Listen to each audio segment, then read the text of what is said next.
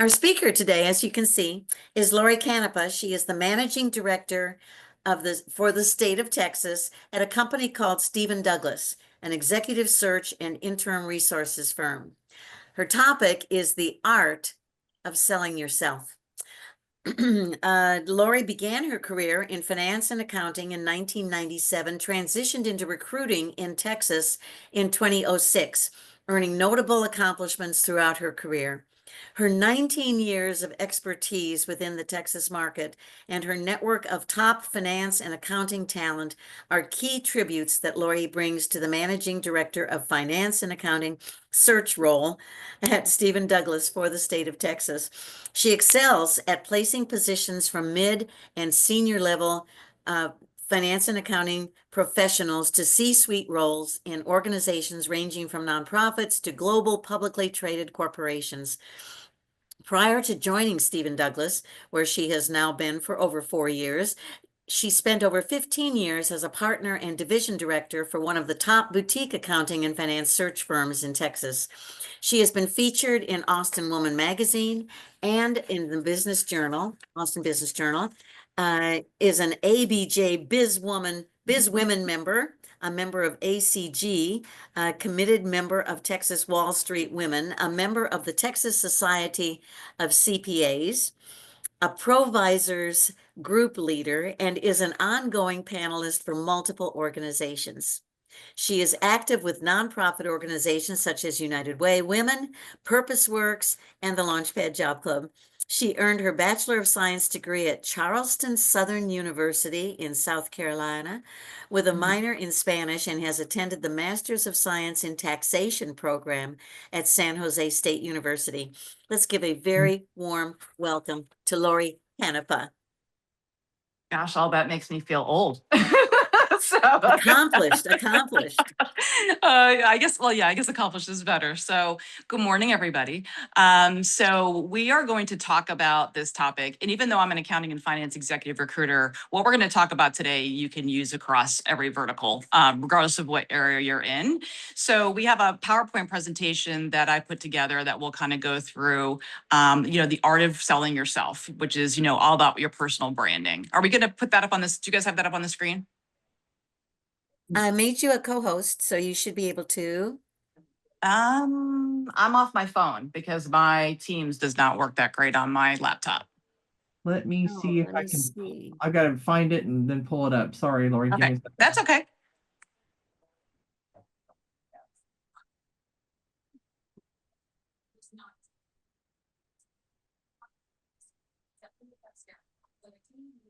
Now I need to know how to do that to be able to put that at the same time that you're there.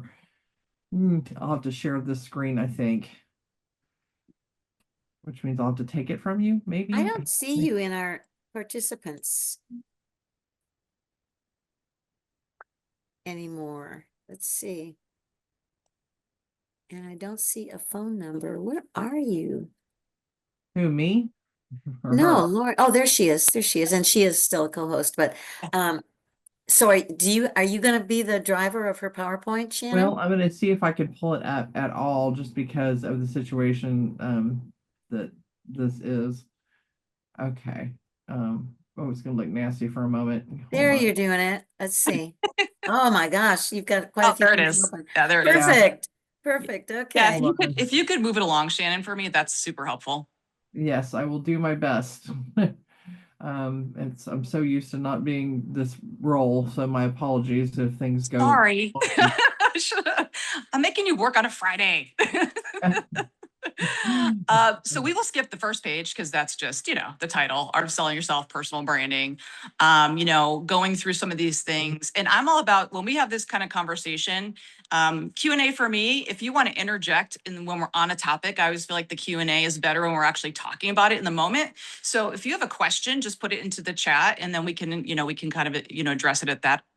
Like I said, we'll do Q&A at the end, but if you have something that we're on a topic that kind of triggers something with you, just definitely let me know. I think it creates more of a collaborative kind of really engaging discussion. So your brand, when you talk about your brand, it's such a but like broad topic, you're thinking about like, what are your superpowers? And that's everything from like your technical abilities, your soft skills, your comfort zone, the tools that are in your toolbox. Like, what are you known for? I mean, everybody I would imagine kind of in this room is definitely experienced. You kind of know throughout your career what people have known you for, whether that's references, whether that's when you get reviews through your supervisors, like I said, kind of what you are known for. And that could be a lot of things. Authenticity and confidence is super important when you are, when you're talking about your brand. I think that is, and honesty, I think that comes across, if somebody's authentic and true to their self and really confident in their skill sets, that's something that's going to resonate or definitely differentiate you from everyone else. And then how do you want to be remembered? Like, how do you want to be perceived? And that is everything from when you're meeting people in person, like what is the person going to have the takeaway from you, whether that's when you're at a networking event, whether you're at an interview, whether you're on social media, and we're going to kind of go into each of these little nuances for sure. So I would say one of the parts about it as well is, your personal brand is a combination of the experience, skills, and values which differentiate you. And I want to be careful. You mentioned ChatGPT before. This is where ChatGPT kind of hovers on the line, right? Like ChatGPT is a fantastic tool. I use it all the time, but don't let it remove the authenticity of you when you in your resume. Like if someone uses ChatGPT to write a resume, I can spot it a mile away, and so can my clients. Using it to help formulate your resume is one thing, but don't just do that and pass it on. Make sure you go back and literally go through that. I mean, I do that sometimes when I post things on LinkedIn, like I put my thoughts in, I use ChatGPT to formulate something, and I'm like, I already know my 35,000 followers on LinkedIn are going to be like, that's not her. That's not how she talks, right? Like that's, so it's good to help you. I think it's good as a tool, but we always talk about this, especially internally with recruiting and even with our candidates and even with our clients. Don't let it remove what makes you you. And if you don't think people can spot it a mile away, they can. Like I said, I can spot a ChatGPT resume a mile away. I mean, it's super obvious when someone sends it to me. So using it as a tool is great, but that's one of those tools that can actually like hurt you sometimes if you're not actually using it in the right way. Your pitch. Anytime you go to an event, and this is something that the more you do, the easier it gets. And I know that everybody tells you that, but it really is truly the truth. The more you go to networking events, the more that you do your value proposition, the more that you interact with people, the easier this gets. You really want to keep it to 30 seconds, really kind of like your value proposition, like what you bring, where you come from, what you're looking for. Obviously, most people in this call are looking for a new opportunity or a new role. So I'd say the biggest constructive feedback I get from clients on interviews is that sometimes people are too overly verbose, right? And they're not clear and concise to the point. So make sure this is something you have to practice. This is like anything. You wouldn't cram for, your exam to more. It's like, you don't want to cram for your exam. Make sure you're prepared. The more prepared you are, the more confident what you're speaking to, that's going to resonate with whoever you're speaking with as well. So, and I think sometimes we talk about this all the time, when you're going to a networking event, obviously you're looking for work, we're looking for a new opportunity, but bringing something that's mutually beneficial, right? So we're always asking for like, I need this, I need this. Think about what you can offer them, right? Like as far as like, I've just did this class on this particular, this particular software, or what, I'm open to coming in and doing project-based work. I'd be more than happy to, bring my experience that I had with this project. Like, I think the more open you are to those and showing that there's a mutual benefit versus, hey, like, I'm looking for a job from you, really differentiates your conversation and the dialogue versus just being like, hey, like, this is what I'm looking for. I want this, like, I want. But coming up with something where there's a mutual benefit is always really important as well. I mean, I've literally had candidates, we have an interim group as well. I've had candidates come in and say, we have an interim project and they literally need this model built. Well, I did all this modeling. I have this whole program I wrote from from a prior contract, or I have something I've done myself. I can bring this to the table. Like, so that mutually beneficial thing actually changes the dialogue, and it will separate you apart from a lot of other candidates. Avoiding imposter syndrome. It's everyone feels it. I feel it. Everyone feels it, where you're second guessing yourself, where you're like, oh my gosh, like, am I really good at this? Am I not good at this? That will really, really suck the life out of your confidence, right? So kind of get right in the headspace before you're actually going to these events. It's about body language too, coming across like confident, coming across that you're confident what you're speaking to. But the imposter syndrome, it gets everybody. It puts you in a place where you're starting to feel like, maybe I'm not really as good as what I thought I was. Maybe I'm not really, and just don't get sucked into that. And it's easier said than done. I mean, everybody gets to that place where they're like, gosh, like, I feel I knew what I was talking about. And I think sometimes you can feel that too when you're deflated from maybe not getting a role or not getting a job. If you're interviewing through me, I try my best to get as much constructive feedback from my client as possible. They don't always give that, but I would say you can't change what you're not aware of. So if you interview for a job and you don't get it, the way that you approach that, instead of getting it, I know emotionally it's disappointing, but take a different approach. Go back to the hiring manager and say, you know what? Remember, it's how you leave the person feeling after you've exited that conversation as well. So you're going to leave professionally, but you're also going to say, thank you for the time. Thank you for the opportunity. Obviously, I would have loved to work for you, but I would love to hear any constructive feedback that you have on something that maybe I could have changed. Sometimes there's nothing you can change. Sometimes it's black and white. Sometimes it's, hey, we hired somebody who had 3 or 4 more years experience than you, right? But I would say sometimes it is something that you did, whether it's you were talking around the question, you weren't clear and concise to the point, you didn't ask enough questions. Most hiring managers will, if you take the extra time to actually ask that additional question after they've told you that you haven't gotten the job, most will actually respond to you, because I think a lot of them have actually, you'd be surprised, have been in the same position that you have. And I think and most candidates don't do that because they can't get past the emotional part of being upset or frustrated. Yes, you want to vet those feelings out, then get to a place and say, what can I do with this? Where can I take a positive from a negative? Well, let me see. I don't want to interview again and have the same reason, somebody nixed me for the same reason. So how do I change that, right? So I always, and like I said, as a recruiter, I try to do that for my candidates, but it doesn't, like I said, it doesn't always, I don't always get all the detailed feedback that I would love. Resumes in the interview process, your self-advocacy, written and verbal, making sure that in your resume, I know, and people on this call may disagree with me, when you get north of 20 years of experience, there is absolutely no way you're going to have a 2-page resume, not in my world. And I have seen candidates literally hurt themselves because they have tried to keep it to 1 to 2 pages and then actually put it and not realize that the reason that they got nixed was because they removed something that they actually had done because they're trying to keep it to 2 pages, especially in the world of AI, guys. Internal recruiters tell me this all the time.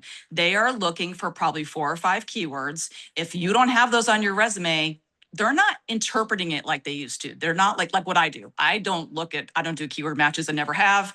I don't look at I look at, like, if you have had a lot of jobs, I really dig into, well, I always give everybody the benefit of the doubt. Maybe there's reasons, life happens. Like, I take a much more human approach and much more analytical, but internal recruiters, because they have so much volume, I think internal recruiting is extremely hard. By the way, I really appreciate my internal recruiting partners. They only have so many hours in the day. So you could be hurting yourself because you're taking off something that you actually did because you're trying to keep it to a certain length. And I know I've had people that in this business who disagree with me. I will tell you, in my world, I've seen it happen, and literally then you find out, well, I actually did have that experience. And the reason that I found this out is because we've sent someone's resume and then they've come back to us and say, well, they don't have X, Y, and Z. And then I go back to the candidate and the candidate says, well, I do have that. I'm like, well, where? Oh, well, I just was trying to cut my resume down. Oh my gosh. I always tell my candidates, give me more. We can always reduce it. Just give me more. I don't know what I don't know. Right. So just think about that as well.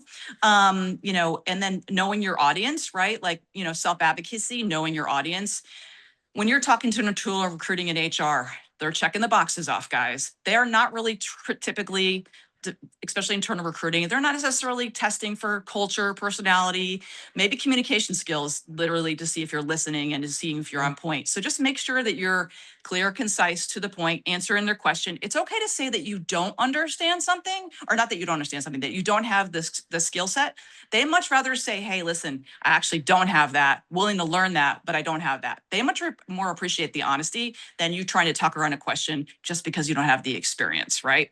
But the difference is when you're talking to HR internal recruiting, and then when you're talking to the hiring manager, then you've got to really skew that, right? Because now you've got the hiring manager, you have the decision maker. Now you're talking about making sure you're really prepared, having really good questions, making sure you've done research on the company, asking, this is one of my favorite questions when you're interviewing with the hiring manager, guys.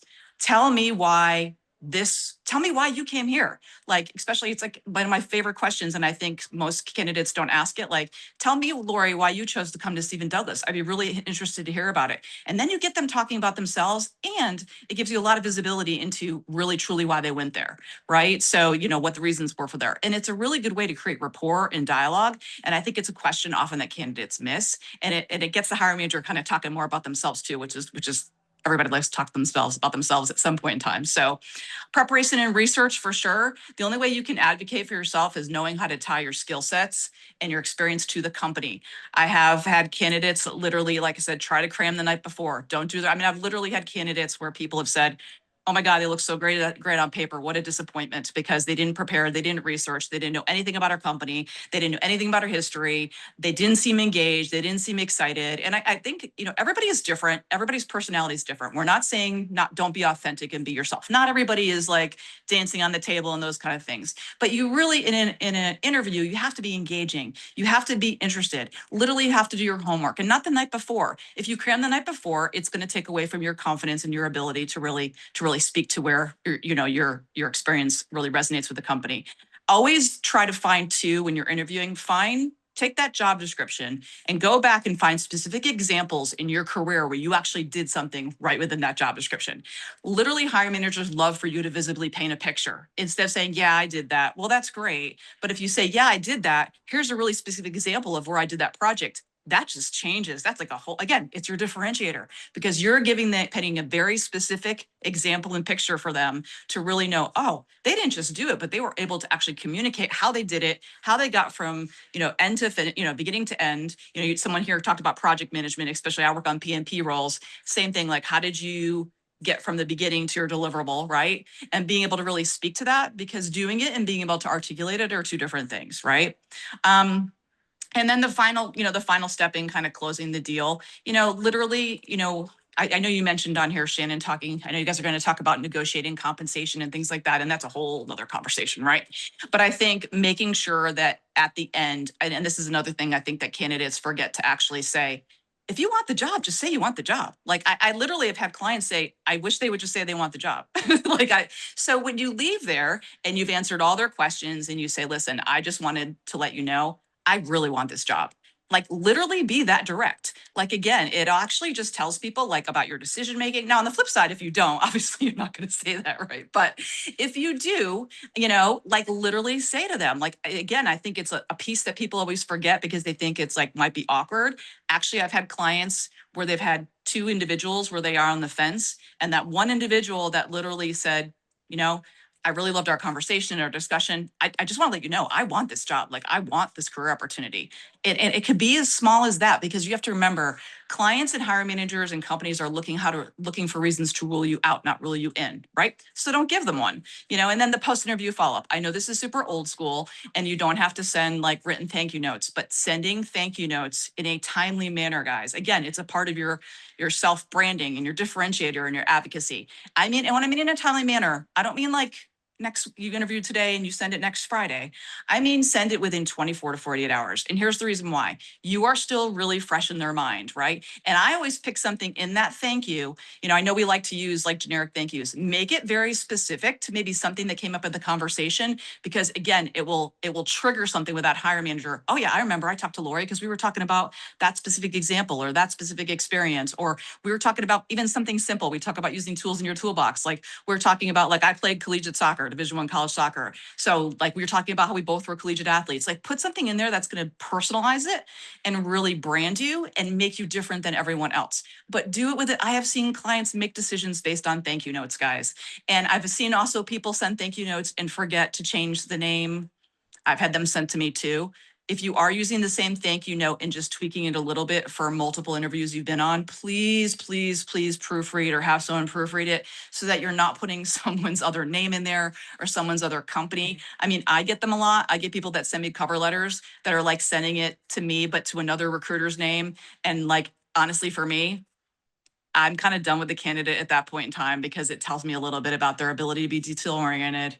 It's the same with misspellings and formats, and everybody makes mistakes, but you have the opportunity to prevent those mistakes. So don't rush so much as we want to get quality over quantity, right? But you don't have to send them like, via snail mail, but definitely in a timely manner. I'd say a lot of times people will send the thank yous, but it's like, a week later, that ship has sailed, and pretty much there's probably other people that have already sent thank yous in a very timely manner. Networking. This is a really big part of being able to brand yourself. And you're going to find when networking events, do your homework. Myself, I go to a lot of networking events. A lot of times I realize 5 to 10 minutes in, I'm like, oh my gosh, this is not what I thought it was. Well, learning lesson for me, right? So make sure you're doing research, really talking to other people, like within Shannon's organization too. I think Shannon has this incredible network. She kind of knows the places of like which ones would benefit you and which ones not so much. But make sure if you're going to an event, look at who the speaker is. I'll give you an example, because ACG is a really good networking group here. It's a national networking group specific to more finance, right? But I'm a member, but I don't always go to the luncheons because it depends on who the speaker is, right? Like if the speaker's a CFO, great. I know that's going to be beneficial. I know that's going to be a room of finance and accounting professionals. If it's someone other than that, sometimes it's just going to be a room full of service providers for me, which is, what are we gonna do? Hang out and like stare at each other? Like it's not really beneficial for me. So make sure you're being intentional about, the quality versus the quantity. It's, networking. We talked about the term in my PowerPoint presentation. It refers to the process by which professionals establish meaningful relationships with one another. Essential networking tools. And again, this is part of branding yourself. Make sure you have like a resume with you. I mean, I know that sounds like super corny, but like make sure you're prepared. Like even for myself, I went to a client the other day and I brought a guy's resume with me because he has all this semiconductor experience. He relocated here. They eliminated his job. I didn't know if there was a job for him at this, when I met with the CFO, but I knew the CFO was in the semiconductor space. So once we started talking, I said, hey, by the way, I've got a guy here in town, moved here, huge, big semiconductor experience. And now his job was eliminated because they had a CEO change. Would you be interested in his resume? He's like, do you have it? And I was like, yeah, I actually have it. So you'd be surprised, because that same conversation could translate to networking, where you start talking to someone and someone say, I really like our discussion. Do you have your resume? Yes. Like it's in the moment. Like, and then afterwards you want to get their contact information and send them a soft copy, but yes, have copies of your resume. And how do you do that? Like get a binder, get like a portfolio, something that looks professional when you're going networking. Ladies, you can sometimes shove it into your purse. Guys, you just like hold it, but it does show that you're serious about conversations and that you're serious about your career search. Business cards, virtual or physical, even if you're not working, it's super easy to create like a straight up business card. There's a lot of free apps. There's a lot of free online things where you can actually create one. And some of them, even to produce some to actually print online, are not all that expensive, but having something with all your contact information and a little bit of a blurb about who you are and what you do is always really good to have as well. Your social media platform and presence. In this world today, obviously, clearly LinkedIn is the go-to. That may change at some point in time. I mean, we have Instagram and we have Twitter or X and Facebook, but for business purposes, obviously LinkedIn is kind of the go-to for this point in time. So make sure you have a picture on there. Make sure your profile looks professional. Make sure it's easy to read. Make sure that it literally, it shows that you're serious about the fact that you're actually looking for a job, and it actually summarizes your experience. And make sure it's up to date as well. And then your elevator pitch. We talked about this before. Have in your head in practice, like you finally get someone, you go to a networking event and you guys are having good dialogue. You want to be able to tell them in a very short period of time who you are, what you do, and what you're looking for, right? And that's something that you kind of have to practice. Networking actions. So on social media, watch a lot right now, I said, is LinkedIn.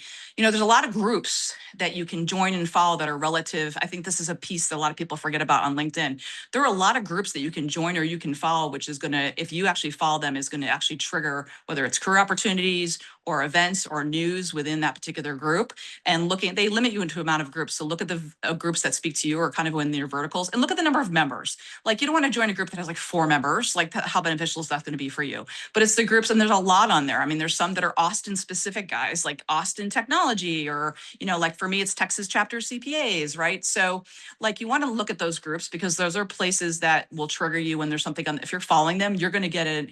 I'm always about working smarter, not harder, and letting something work behind the scenes for you when you're actually doing something else. And if you're following those groups, whenever there's something on that feed, you're going to get triggered for that. And then you're going to be able to know, and people do posts like Texas chapter CPAs. I post all my jobs through there when I post on LinkedIn. I tag that group, right? So people like myself, recruiters, will tag those groups that are relevant to their industry. So that's why you kind of want to be in those groups, because you want to be privy to that information. Companies, make sure you're following. If you've got a set of companies that you want to work for or on your radar, follow them. Same rules apply. If you follow those companies, every time there is a job posting or anything new related to that company, it's going to trigger you on LinkedIn. Again, working smarter, not harder, having something work for you versus you having to go to the website every time. Because most companies, for the most part, are, even if they post through a website, it's also tying itself to LinkedIn. So make sure you're following those companies. Meetups, like I said, we mentioned before, those are kind of networking. Award events are good. You just have to be super selective about sometimes the awards. Like there's like best places to work awards events here in town. They're massive. They're huge. They're not going to be good networking opportunities. I mean, unless you're part of the company and you're celebrating that, people are there to be with their companies, and it's huge. It's like 500 people. You're not going to really have any really good, engaging, really dialogue in those. The smaller events tend to be better. So when you're looking at those, and some of these, like I said, kind of learn by trial and error. Conferences are always really good. Anything that's relative kind of in your world, like we're getting ready to be a sponsor for the Texas, for the chapter CPA's tax conference, right? So that's going to be in my world, which is going to be, a lot of times there will be people like myself there. So even though on the surface, it might look just like a conference for CPAs, what you don't know is that there's sponsors like myself who are recruiters who have jobs who are attending these events, because this is how we find people, is by getting out there and finding these people at these different events. So when you look at the conferences, see who the sponsors are. If the sponsors are like, recruiters that are in your vertical or companies that you're interested in, that might be something you want to attend, right? So do a little bit more of a deep dive than that. And then career services and workshops, obviously with Shannon and Launchpad, that's one of them. I mean, these are incredibly helpful. There's so much valuable information here, guys. I mean, and people, I love the fact that everyone here is telling you things because they're in your corner. So really take advantage of that, because there's a lot of knowledge in this room, as far as, making sure hopefully you can prevent some things that might be a misstep.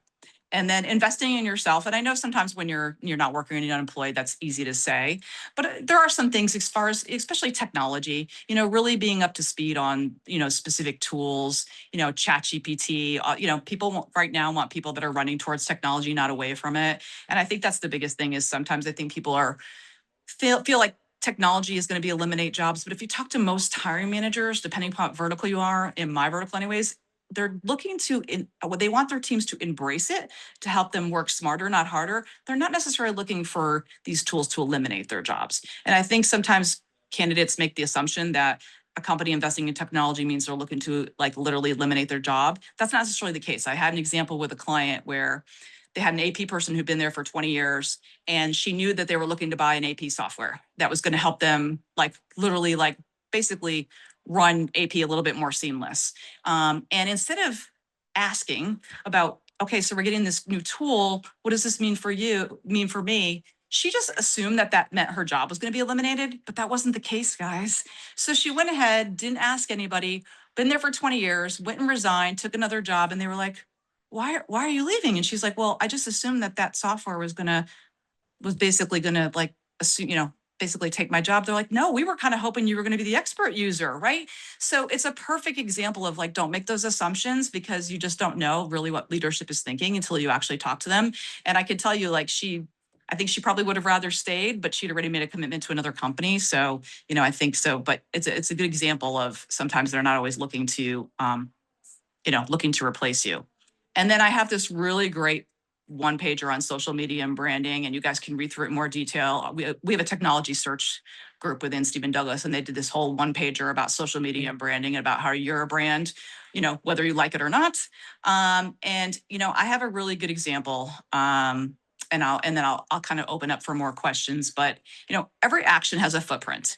And I just had a very, very specific example on LinkedIn, because I want to use this as an example, because this person is in the same situation that probably everybody here is on this call. I made a post about something about giving 2 weeks notice, and about how lately I've had candidates for some reason, or companies that have come to me and been like, man, we had this person that worked for us for 5-10 years, and they came in and resigned and gave us literally no notice. And what's going on? That's such a new thing. And I will tell you, I hadn't seen it so much until recently. I've probably saw it probably 6 times in 1 month, which doesn't seem like a lot, but it really is.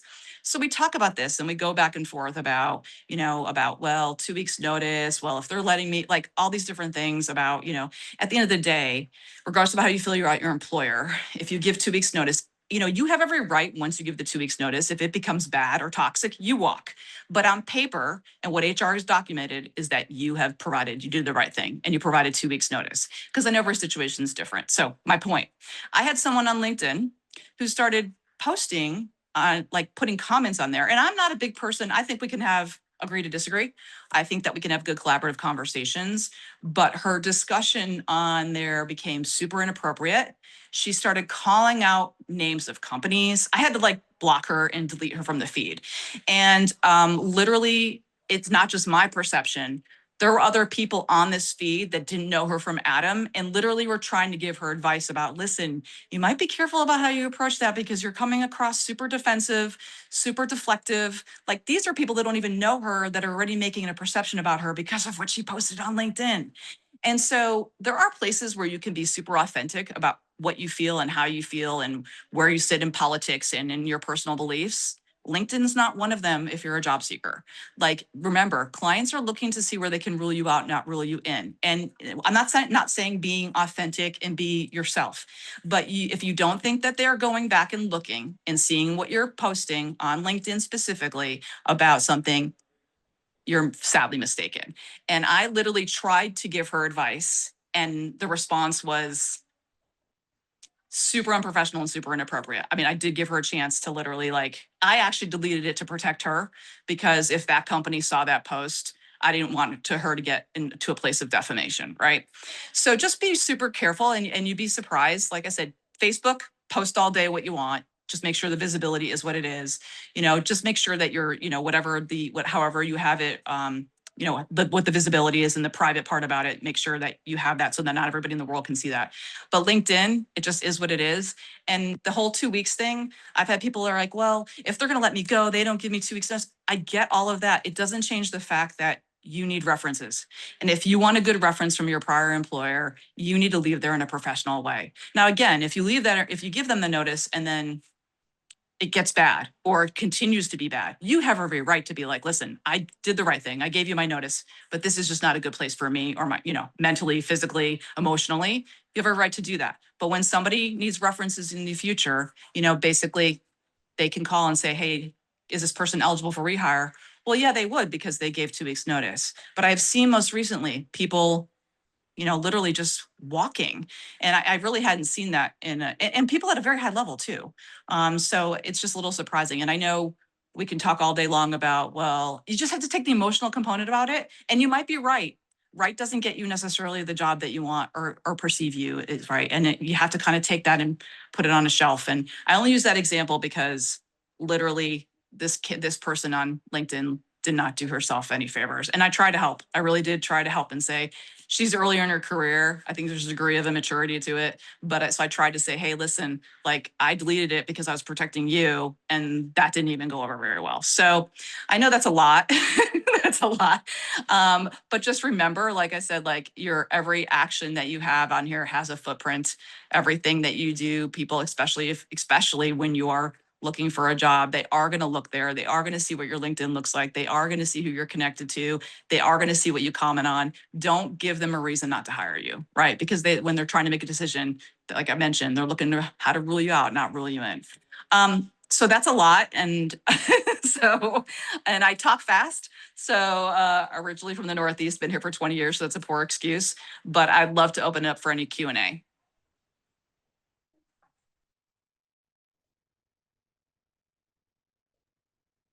have a question. Sure. This business of putting everything that you've done on a resume. I mean that.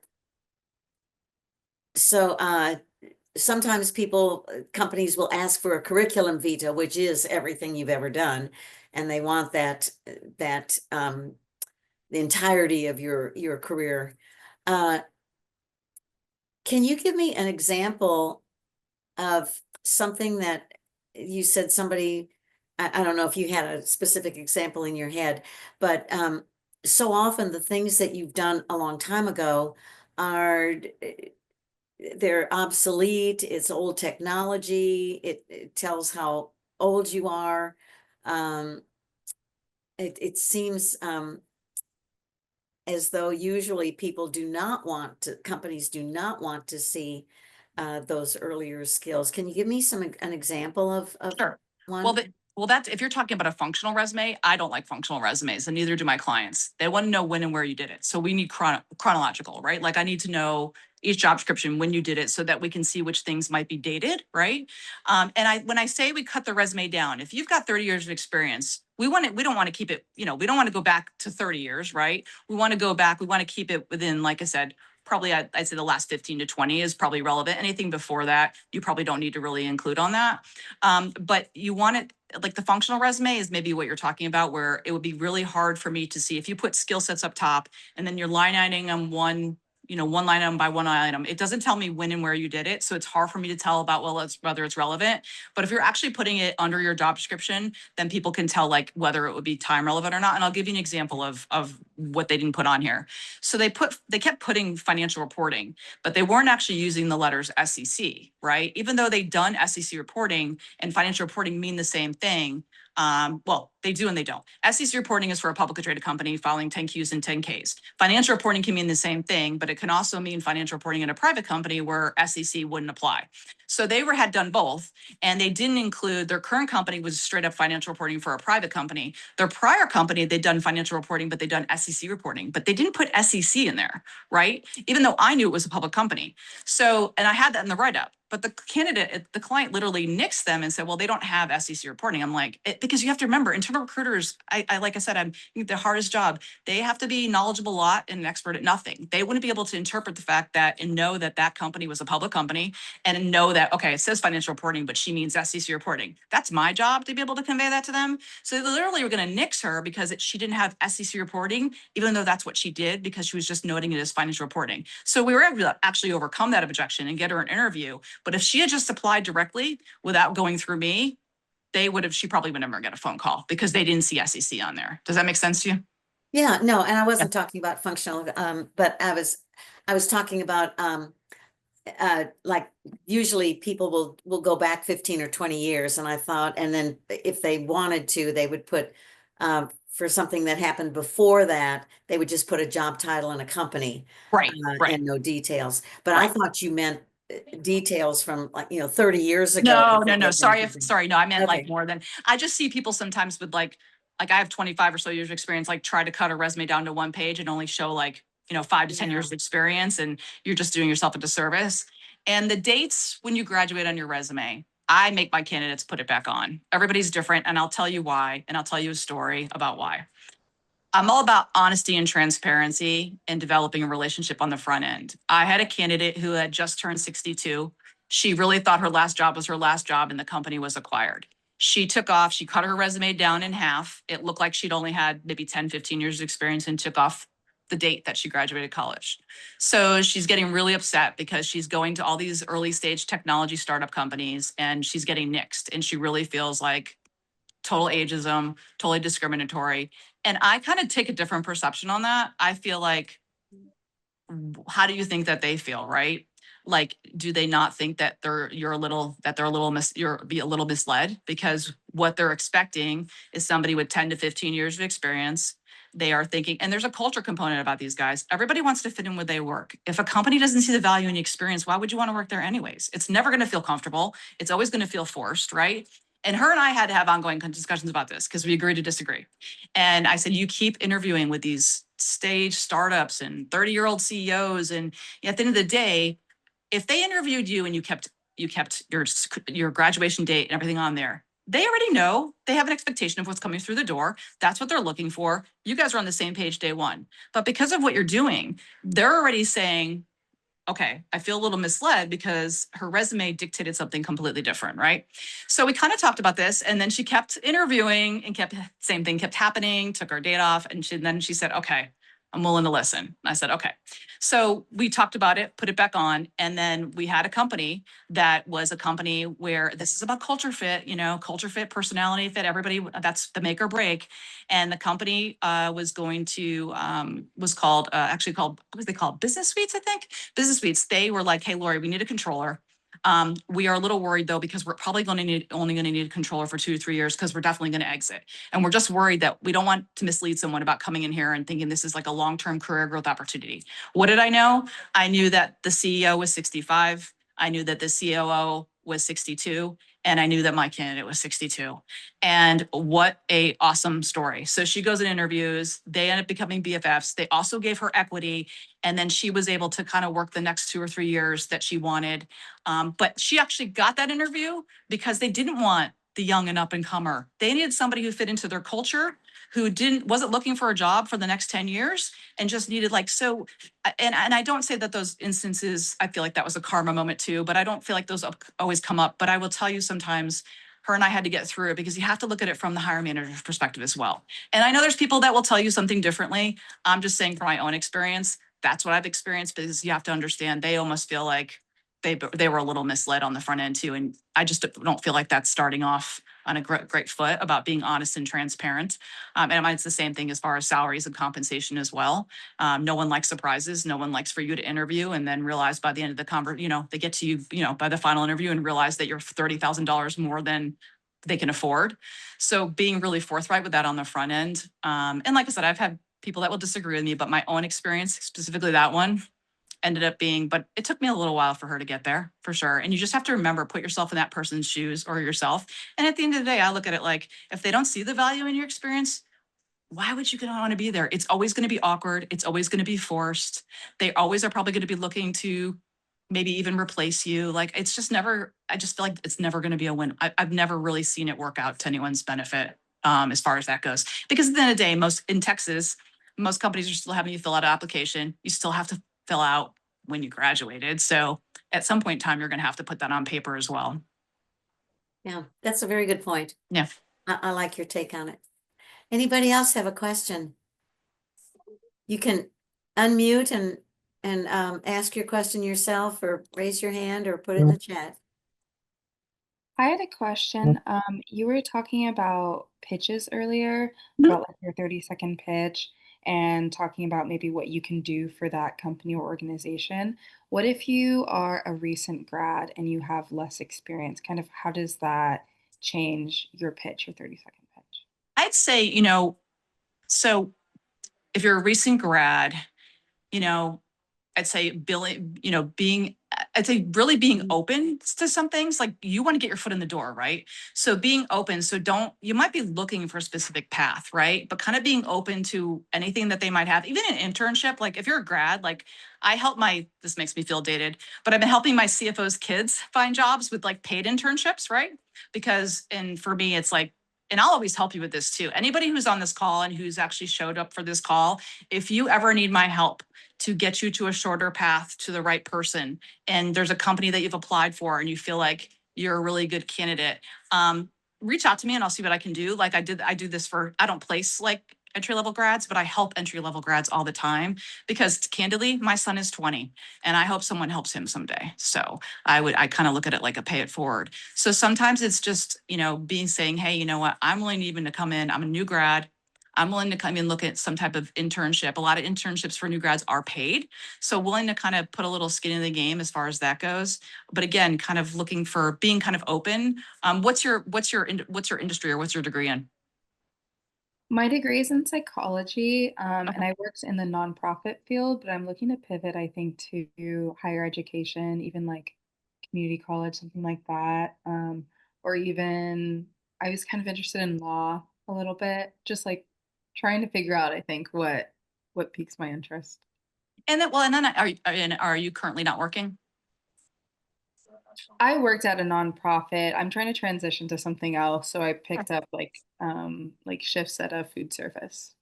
Well, go back to remember I said offering you something, that like offering them something, that's where the interim or temp kind of work comes up, or project-based work. Say, I've really, instead of looking online and always seeing like what's posted and what opportunities are. If you have a company that you're targeting or an industry, literally reaching out and saying, hey, I did my homework. I really like everything about your company, everything about your industry. I'm in a place where I'm open to project-based work. Like I'm open for some proving ground. Clients, hiring managers love that. They love the fact that you're willing to put some skin in the game. And what I mean by project work is that they're going to pay you more on an hourly rate and you're not an employee yet, right? It's kind of like what I consider like a working interview. I mean, you can even use that terminology and say, hey, I really want to work for your company so much and want a career opportunity. I'd be willing to consider this kind of a working interview. Like they would probably think that's like, like I said, like kind of, it's like a proving ground, right? Because I feel like that's where candidates earlier in their career, aren't not willing, but that kind of work dedication and ethic, and you willing to say, listen, I know I'm good at what I do, but let me show you, is a different perspective. And offering them up, like obviously your end game, you want to be a permanent employee, but you're willing to come in on a contract basis to kind of show them what you can do. That's where I'm saying like offer them something. And then I know you're trying to pivot, but look at the things within your experience that would translate. Companies like to see where you're going to add value from day one. So do look at the things that are in your toolbox, whether that's systems, whether that's, whether there's something in the not-for-profit world that does translate to something, whether it's on the technical side or those kind of things. You want to try to pick those out about where you feel like that would still kind of add some value to the company. But being open to kind of that project-based work is usually, and then kind of it's on you though, right? Like once you get in there, now you got to bring it on, right? But that is what I mean by you bringing in and adding, offering them something. I don't know if you've tried that yet. I haven't. That's good advice. Yeah, I'll definitely try that.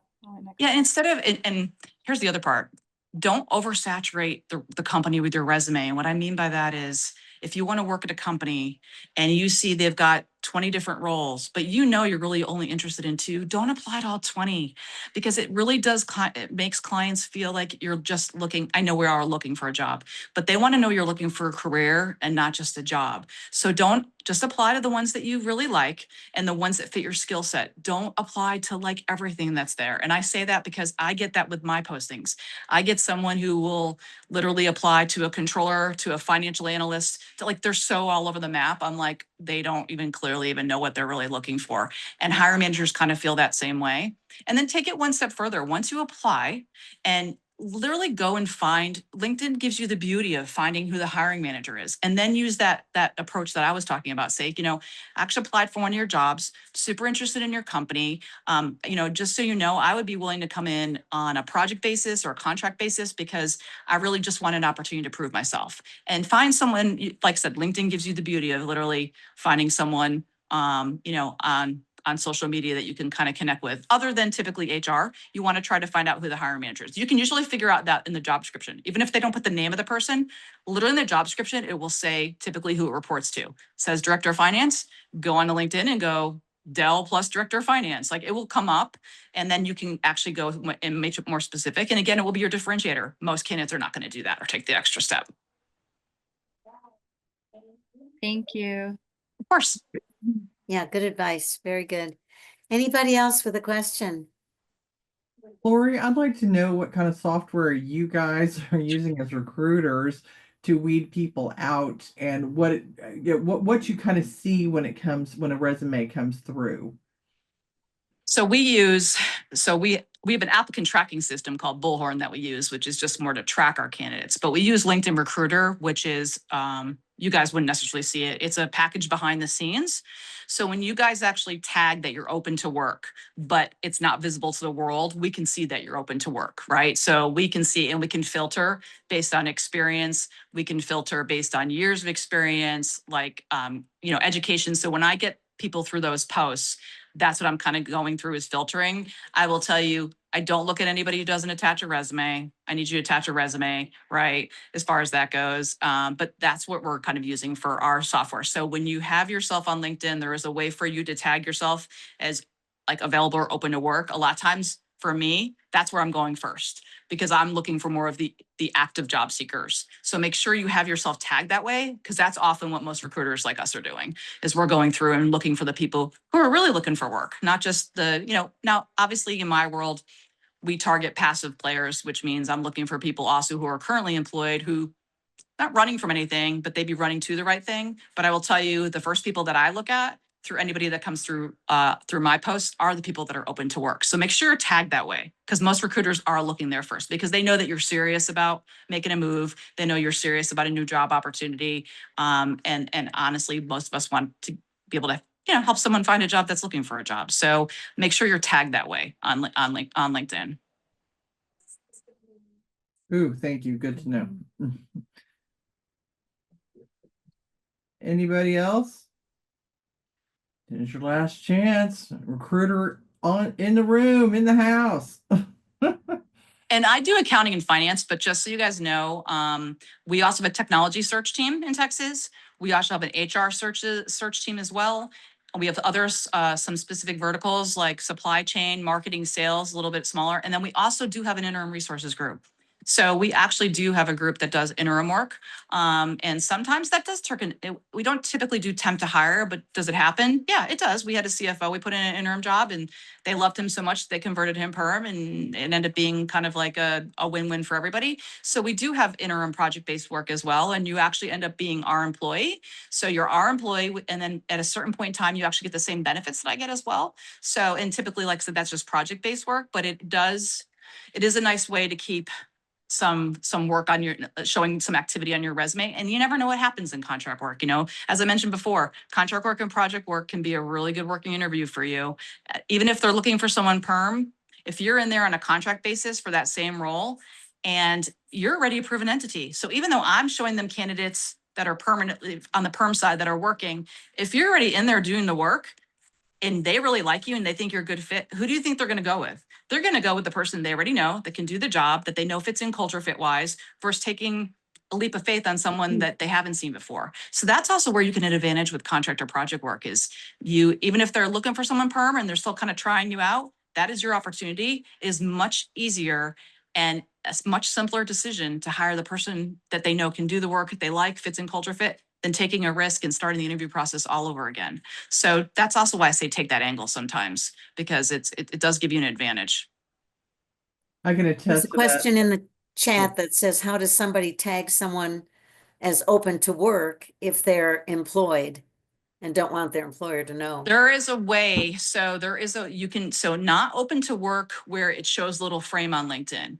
In your candidate profile, and I don't have it in front of me. In your candidate profile, you can show somewhere that you're confidentially open to work and would only show to me. It would only show to a recruiter who has LinkedIn Recruiter. It won't show to the world. So I know like people that are confidentially looking, it will only show in the back office. It will not show on LinkedIn or to your current employer.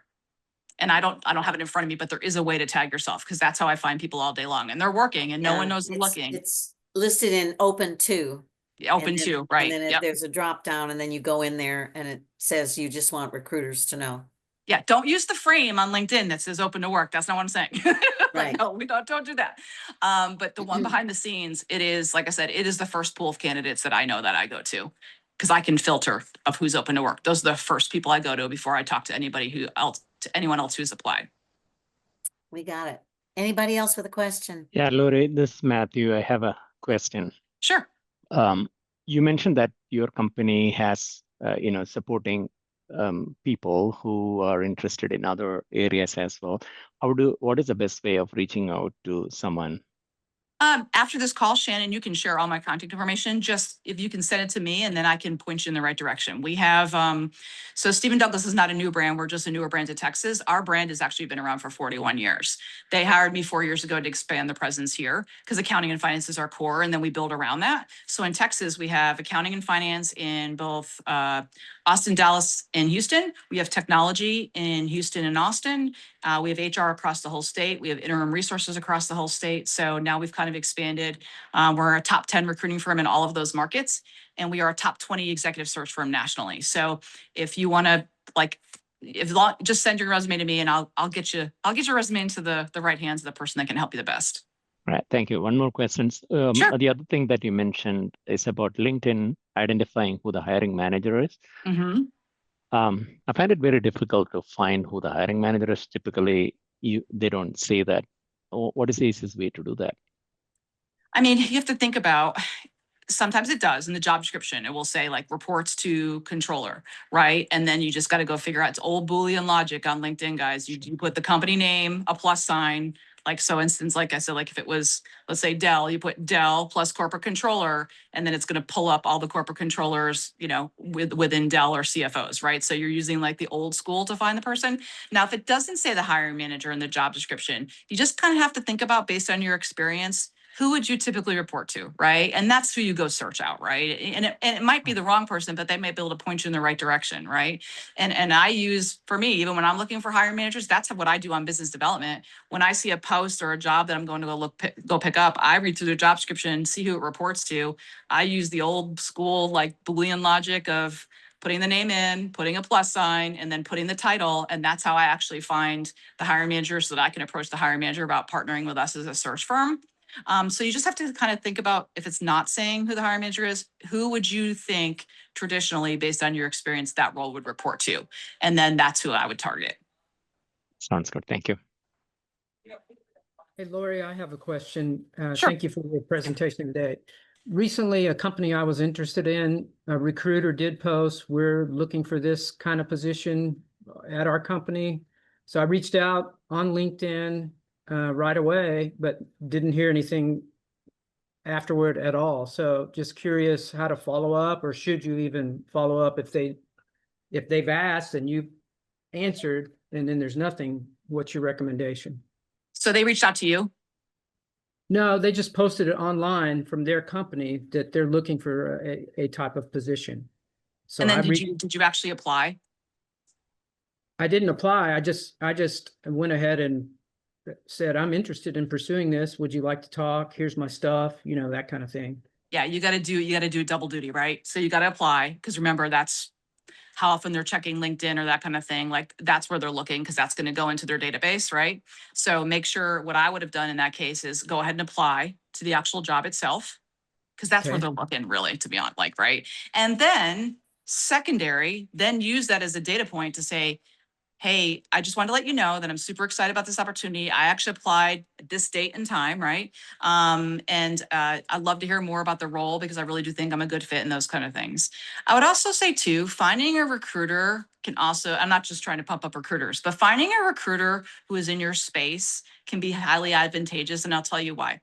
I have a very large publicly traded client here in town that after a certain time period, let's say 2 or 3 months, if they aren't getting what they want, their internal recruiting team is done and they move on to me. Problem is that you don't know that as a candidate. So you're applying to a job that you have no idea that internal recruiters are not looking at the resumes anymore, that they're coming through a firm like myself. So often when you go to firms, it does give you an advantage, as the fact of that person has a line of sight to the hiring manager. They may be engaged now exclusively on a search, and you're wondering, I applied, how come I didn't get any play from that? Well, you might have been qualified. It's just that they've moved on from looking at the volumes of candidates that they've gotten. And then we also get a lot of searches. Like I have 3 confidential replacements, guys. That means those aren't posted. I can't post those. That you won't find them anywhere else. So finding a recruiter, but do your homework like you would do your homework on any company. Look at their references. Like I have 100+ references. Look at their area of expertise. Make sure they're going to be a really good advocate for you. They also have a really good opportunity. If you find someone who's experienced in the market, like I can tell people like the whole story about companies for the most part. I think I do care where I place people. So I need transparency. If a company won't tell me why they've had 3 controllers in 6 months, I won't work with them. And to be honest, I usually know there's something more to that story. There are places for someone everywhere. There are places that are not good for anybody. And I can't unknow what I know. I would never put someone somewhere where that I know is toxic or I know is a fire, right? So every recruiter works differently, but typically that's what gives you the advantage. It does give you a little bit of an edge, because you typically know the story. You typically know a lot more history about the company. You know about what's really going behind the scenes. And to the point earlier, sometimes what you don't know is that internal recruiting's vetted it out. Some companies have very specific time periods. Internal recruiting gets it for 2 to 4 weeks. If they can't come up with someone, they go to an external recruiter like me. Like I said, the problem with that is you don't know that. So you're applying and you're like, how come I'm not getting a response? Well, because they've already moved on from that, right? So it can be quite advantageous. Sometimes though, if you're working with external recruiter, you have to control them sometimes as well. Let them know, hey, listen, don't send my resume to someone without asking me first. I want to be aware of where you're sending my resume, like all these kind of things. I don't ever do that with a candidate, but you'd be surprised sometimes, right? And like I said, some of them, like I said, I have searches that you can't even see out there because they're confidential replacements. So it sometimes gives you access to things that you wouldn't normally have. Any other questions? That was great information. Any other Lori, questions? I just wanted to say, first of all, thank you, but I wanted to follow up on your contracting into possibly a permanent hire. Yep. I can attest to that because the entire time I've ever known my husband, after his first role in Dallas with a bank, he got a contract role after they laid him off with Ericsson that was supposed to be 3 weeks, and 12 years later. And then he went to Applied Materials, same situation, 5 years later, and now he was with Bizarre Voice for I think 10 years. And they were all originally contract roles. So it just shows that if you show up and you are the right person, that they like, oh, we weren't going to hire for this role permanently, but you just seem to sparkle, then we want to keep you. So anyway, And that's and to your point, it's the easiest choice for them, right? I mean, it's on you, right? Like you got to bring it, right? But if you do, think about it. If you're a hiring manager and you have someone in the role doing the job, you spend time with, knowledge transfer, you like them, why would you do anything? You're already a known entity, right? Like, why would you even start the process over, right? And I joke with my interim team sometimes because a lot of times I bring my interim team in and then we're supposed to get the perm job and then they hire their candidate perm and I'm like, damn it. but sometimes it goes the other way too. We're just really like, we had a guy, a CFO, this most recent CFO, I've known him for probably the 19 years I've been recruiting. And he's been, unfortunately, for the last couple of years in some startups that I call them like stall ups, right? He didn't really go anywhere. And so he's kind of just had, but if you look at his resume, he looks kind of hoppy, but I know him and I know that he's just kind of had a bad run. So the client's like, listen, we're not going to hire him perm because we get the story, but we just still a little unsure about this little hoppiness. So they bring him in and he was only there for a week and they're like, oh my gosh, we just need to hire Kurt permanently, right? And I was like, for someone that I've known for so long and I know is kind of having a little bit of a bad run, no, not his fault in any way, shape or form. Super excited. That's why I do this business, is like super happy. My two favorite placements from this year were my Dell lifers, my people who have been at Dell for 20 to 25 years and got caught up in one of those massive rifts. They were in complete freak out mode. They thought they were networked. This is a good example. They thought they were networked and quickly realized that they were networked within the walls of Dell, which will never help you because when everyone around you is being laid off, they're looking for the same thing you're looking for. They're like, what a learning lesson. I always thought I was really networked in the community. And what I realized is I was networked within the Dell community. So I had a lot of clients here in town that were like, didn't look at them. They're like, big company person, been in one company for 20, 25 years. I don't see them pivoting to this company. I said, well, here's what you don't know. They've been at Dell to 20, 25 years, but they've been each promoted 6 to 7 times. So their ability to pivot, to be adaptable. And I think a lot of people make assumptions about big companies. Dell is more siloed than people think. I think they think that you can actually pick up the phone if you're in finance and call a hotline for someone to actually generate a report for you. That's not how it works, right? But that's actually what people think from the outside. So those are my two favorite hires. I was able to place someone as a plant controller up in Georgetown, and it's a brand new plant for a company that is opened up to serve Tesla. Tesla is like their major contract. And then I was able to place another individual as a regional controller for a multi-location company that was just acquired by Blackstone. And he actually got an equity play out of that, which we didn't even think was going to happen. But they're not my highest dollar placements, but they are my most favorite placements because those people literally were backs up against the wall and literally thought they were never going to have an opportunity somewhere else. But it's part of me kind of being able to tell the story too as well. So, but to Shannon's point, yeah, you never know what happens once you get in. It's up to you once you get in there, but it is a really good opportunity to actually have some proving ground. Good point. Laurie, I have a question. My name's Kelly Murphy. Sure. I was talking to a coach a week or so ago about LinkedIn and what you're listing on, your history, your job history. And they said they typically limit their job history to 10 or 15 years, and then they put companies down at the bottom that they've worked at. Would you as a recruiter rather see the entire job history on LinkedIn versus the blurb down at the bottom that says, here's the companies I also worked at? Or is that also an acceptable something that something recruiters look at? On LinkedIn, I like to see like the 10 to 15 years with some content, right? And then the other ones down below, you can just list out, right? But I would also say what people forget to do, sometimes the people within those last 10 to 15 years don't put enough on LinkedIn, right? It doesn't have to match your resume, right? But make sure your summary is really good. Like if your jobs where you down below, you're just putting like what you've done, basically, make sure your summary is really a really good summary that's encapsulating all of your experience, like 20 plus years of progressive experience in XYZ. Here's my technical skills, right? Like really capture the summaries are really what I look at. And then I am probably looking at the last 10 to 15 years as far as like where you've been career progression and how long. And that's why I make sure those dates are accurate. You'd be surprised, clients will compare your resume to LinkedIn to make sure that the information matches. So my point with that is don't leave a job off there. Even if it's been a short term, if it's on your resume, it should be on LinkedIn. It shows people whether we're being detail oriented, all these different things that are kind of more what I consider soft skills, but make sure you have it on there. But what that advice is, right, though, that's what I look for too. I'm looking on LinkedIn, you don't need to have it as much, but you need to have the summary is probably more important than anything else, but then just making sure that all the dates and making sure those dates are accurate and making sure your title's accurate. Don't create a new title for yourself, guys. Your title is what it is. I have candidates do this quite often. They think they're a controller, but they feel like they're doing a CFO role. You can't just change that to CFO. I Right. mean, you can't. I mean, I've seen people get nixed because of that, because they go back and do employment verification. We can describe that you're a controller doing a CFO job, but your title has to be actually what your title is. Great. Thanks so much. And thank you for all your information. Of Invaluable. course.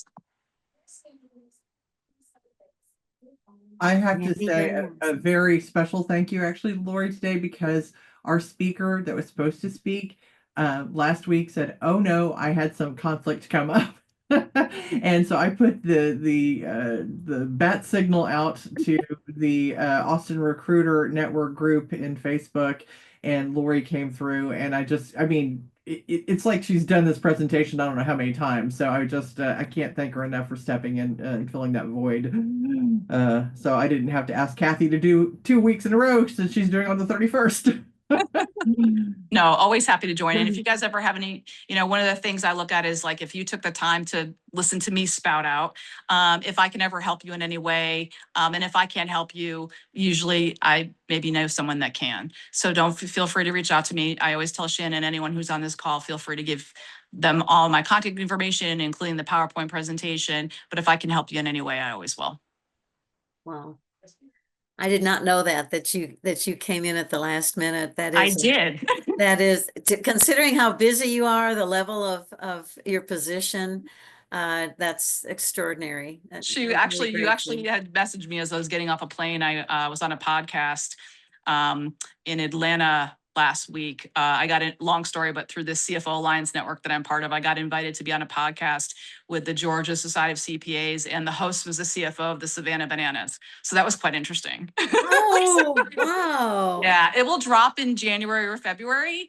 And it's all about all things hiring, all different things. And it was actually a live podcast with like a studio audience, and it was super cool. It'll probably drop in January or February. It'll be on Spotify, YouTube, a whole myriad of other networking platforms. But yeah, so yeah, she caught me at a good time. I was like, oh yeah, sure. I'm just sitting on a plane. It'll be fine. What's the name of the podcast? Do you It's remember? called, oh God, it's called Business Brains in BS. So the reason that they called it that is we're trying to make a little bit more, talking about finance and accounting a little bit more engaging and more fun. So that's kind of why, that's what our dialogue was. It was about like, literally like just, the actual name of it is called Higher Power, like HIRE power. And so we talk about all kinds of things. So, but if you go to the Georgia State Society of CPA website, there's about 2 or 3 different podcasts and it's right on there. Oh, please make sure to like spread it out far and wide and let me know, because I would love to share that in the with the group. Yeah. And you I'd like to you see it. think I talk a lot. Wait till you see this host. It was actually really good. And he's actually really, he's really comical. And it was really fun, and it was really engaging. Like I said, for my world, we try to make accounting and finance, more interesting a little bit. And it was a good conversation for sure. Well, can't get more fun than Savannah Bananas. Those I know, really, crazy. like really for real, right? All All right. right. Well, Lori, thank you. We'll let you get on with the rest of your day. Enjoy Sure. the rainy weekend. And then Kathy, you will move right into what you do best, which is leading the group in song. Thank you, guys. Thank you for Group inviting me too. I appreciate it. Thank you, Bye-bye, Lori. Lori. Thank you. Bye.